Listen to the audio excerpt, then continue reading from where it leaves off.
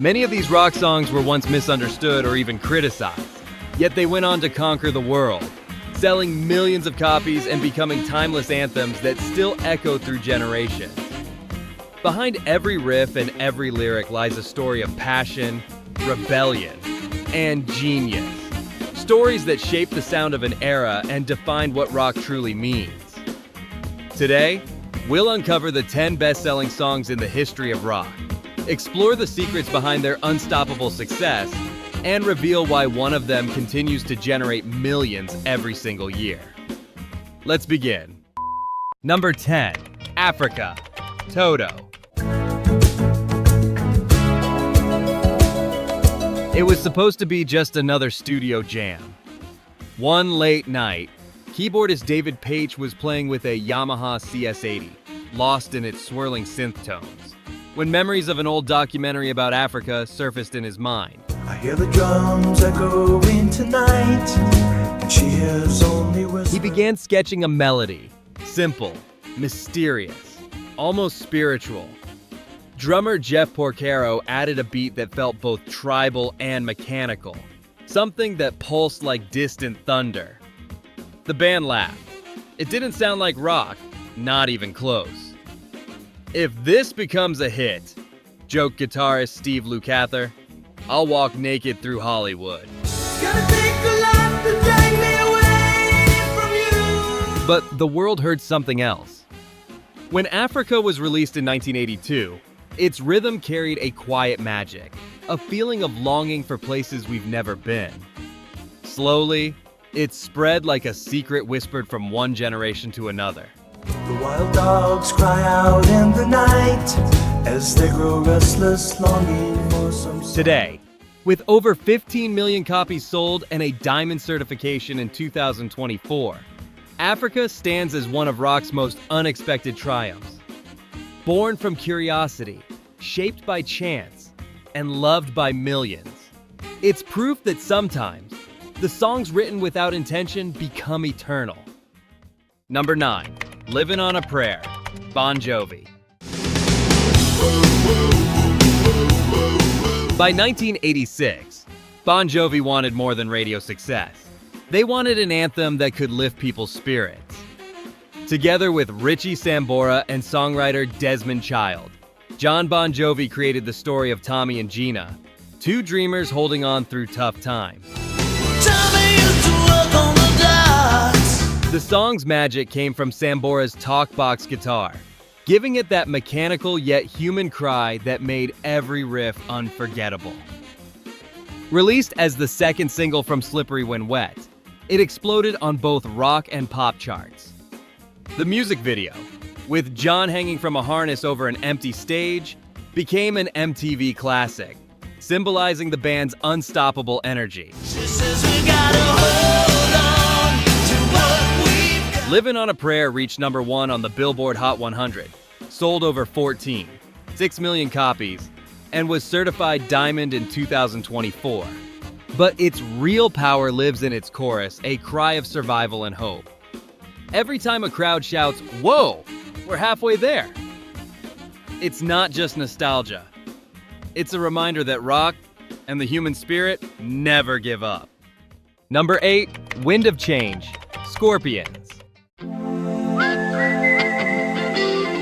In 1989, the German band Scorpions performed at the Moscow Music Peace Festival, one of the first times Western rock thundered through Soviet air. Follow the Moskwa down to Gonky Park. Watching thousands of young Russians singing in unity, Klaus Meine felt history shifting before his eyes. When he returned home, he wrote Wind of Change to capture that fragile hope blowing across a divided world. August summer night, soldiers passing by. Released in 1991, the song sold more than 14 million copies and became the unofficial anthem of freedom during the fall of the Berlin Wall. Its gentle whistle carried the sound of peace further than speeches ever could.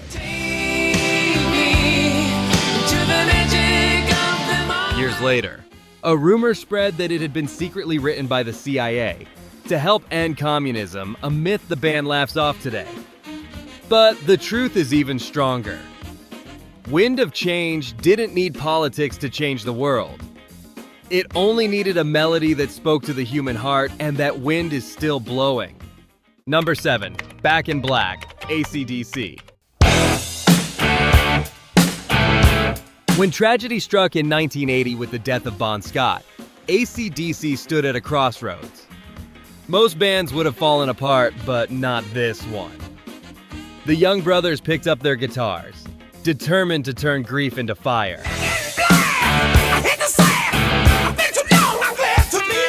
In the Bahamas, with new vocalist Brian Johnson and perfectionist producer Mutt Lange, they forged a sound that was pure defiance.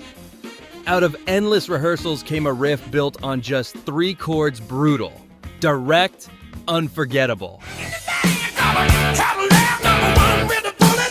The song opened with the toll of a single bell, a farewell to Bon and a signal to the world. AC/DC was still alive. Though Back in Black peaked only at number 37 on Billboard, it went on to sell over 13 million copies, while its parent album earned 26 platinum certifications, one of the highest in history. It became the anthem of survival, echoing everywhere from Iron Man's soundtrack to stadiums across the globe. Decades later, that riff still hits like lightning, proof that rock's loudest comeback was born out of silence. Number 6, It's Now or Never, Elvis Presley.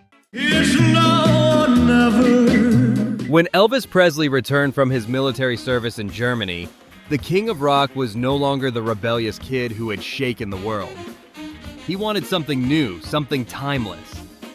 One evening, he heard an English version of O Sole Mio by Tony Martin, and the melody captivated him. He asked his writers, Wally Gold and Aaron Schroeder, to adapt it. On April 3rd, 1960, he recorded what would become one of the greatest love songs in rock history. Just like a river, we would cry an ocean. Released on July 5, the single exploded. Before it even hit stores in the UK, it had already surpassed 1 million pre-orders. And within weeks, it reached number 1 in both the UK and Britain, selling nearly 20 million copies worldwide. Now or never, my love won't wait. With its operatic vibrato and tender delivery, the song marked a new era for Elvis, elegant, emotional, and mature. And when it was reissued in 2005, it climbed back to the top again. More than 6 decades later, when he sings It's Now or Never, time itself seems to stop. Number 5, Rock Around the Clock, Bill Haley and his Comets.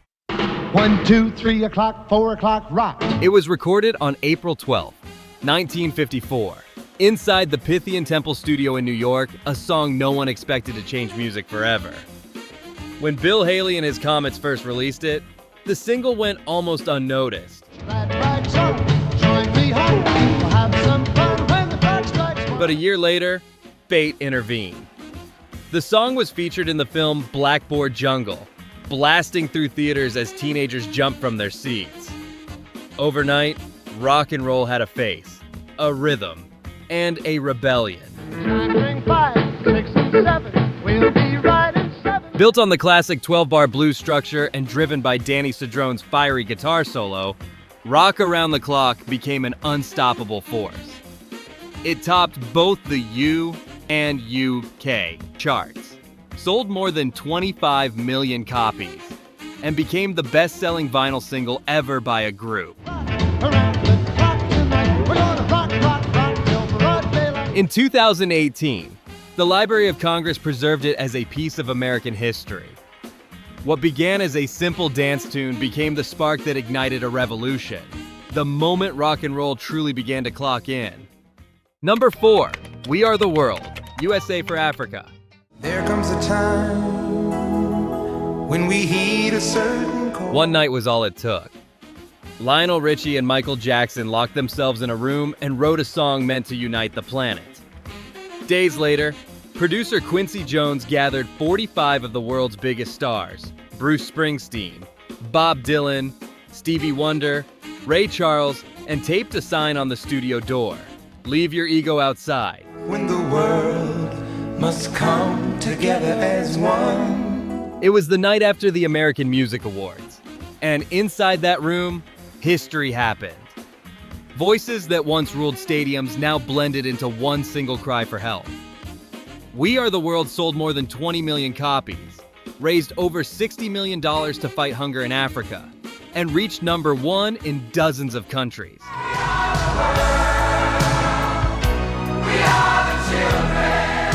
The session was full of stories Prince declined to appear, and a nervous Bob Dylan quietly asked Stevie Wonder to teach him his part. But when that final chorus came together, ego vanished. What remained was unity and one of the most powerful humanitarian songs ever recorded. Number 3, Bohemian Rhapsody, Queen. Mama just killed a man. On October 31st, 1975, Queen released a song that broke every rule in rock. Written by Freddie Mercury, it wasn't just a single, it was a 6-minute journey blending ballad, opera, and hard rock, with no chorus and no formula. The band spent weeks recording across 5 studios, layering vocals until the reels almost melted. When the record label warned that it was too long for radio, Queen simply ignored them. The song's iconic video 4 silhouettes against a black background wasn't just stylish, it changed how music was promoted. Bohemian Rhapsody sold over 17 million copies, earned countless awards, and remains one of the most ambitious compositions ever created.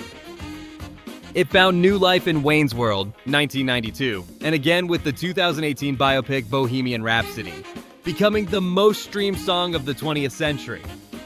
And every time we shout Galileo in the car, we're celebrating more than a song, we're echoing Mercury's fearless genius, the man who dared to make rock sound like no one else. Number 2, another one bites the dust, Queen. Sometimes, a revolution starts with a single bass note. In 1980, John Deacon sat quietly in the studio, layering a sharp, hypnotic groove inspired by Chic's Good Times. No sound but the sound of speed. Machine guns ready to go. Are you ready? He used a borrowed amp, a few echoes, and a whole lot of instinct. The result didn't sound like classic Queen, it sounded like the future. When Michael Jackson heard it backstage in Los Angeles, he told them, "This has to be your next single." They listened, and the world did too. Another one bites the dust. And another one gone. And another one gone. Another one bites the dust. Released as the 3rd single from The Game, it stormed the Billboard charts, spending 3 weeks at number 1, selling over 12 million copies, and earning awards on both sides of the Atlantic. It wasn't just rock. It was funk, pop, and attitude colliding into one irresistible pulse. Another one bites the dust. Another one bites the dust. 4 decades later, that bass line still owns every dance floor and every gym playlist. Queen didn't just bridge genres. They blew the walls down, one beat at a time. Number 1, Don't Stop Believin', Journey. Just a small town girl. Released in October 1981 as part of Journey's album Escape, this song was built on a daring idea, a rock anthem whose chorus wouldn't appear until the very end. Written by Steve Perry, Jonathan Cain, and Neil Schon, it told a simple story about strangers chasing dreams in the night. But its heartbeat was universal, hope. She took the midnight train going anywhere. At first, it was just another radio hit. But time turned it into a legend. By 2017, it became the best-selling digital rock song of the 20th century. And by 2024, it had moved over 8 million units worldwide.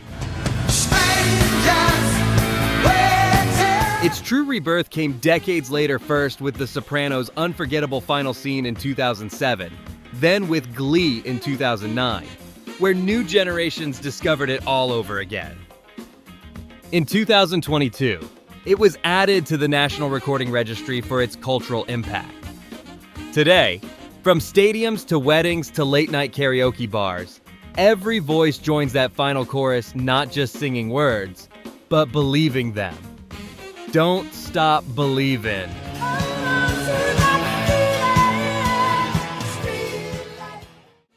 10 songs, 10 legends. Each one born from passion, rebellion, and a spark that refused to fade. From the thunder of AC/DC to the poetry of Queen, from Elvis's timeless voice to Journey's call to believe, these are more than hits. They're pieces of history that still beat inside us. If these stories moved you, don't just leave Be part of the legacy. Subscribe, like, and comment your favorite anthem below. Together, we'll keep the fire burning, louder than ever. Because legends never die, they just keep playing.